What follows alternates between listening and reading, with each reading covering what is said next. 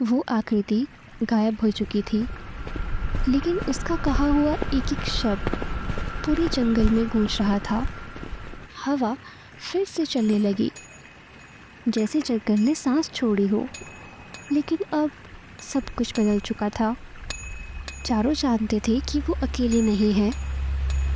एरन के हाथ में चमकता हुआ वो टुकड़ा अचानक गर्म हो गया, इतना कि उसे ज़मीन पर गिराना पड़ गया, जैसे किसी ने दूर से उसे जगा दिया हो। कियो ने देखा, ज़मीन पर उस टुकड़े के नीचे एक निशान उभर आया था, एक दरवाजे का चिन्ह, और उसके चारों ओर तीन अधूरे प्रतीक। लैरा की आंखें बंद हो गई। उसे आग की ऊर्जा अब फुसफुसाहट नहीं लग रही थी, वो अब चेतावनी बन चुकी थी।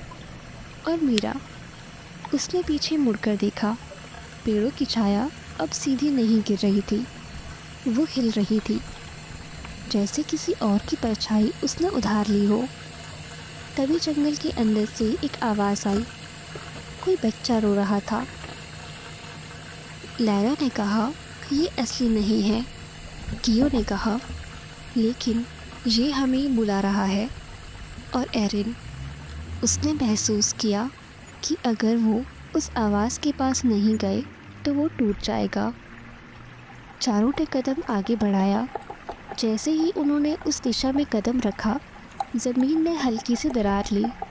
एक पल के लिए सब कुछ रुक गया, और फिर मंदिर से बहुत दूर किसी और जगह किसी ने आंख खोली। उसने मुस्कुराते हुए कहा, तो उन्होंने टुकड़ा पा लिया। यही थी पहली कीमत, क्योंकि अब खेल शुरू हो चुका था, और इस खेल में हर दरवाज़ा कुछ देता नहीं था, कुछ छीनता भी था।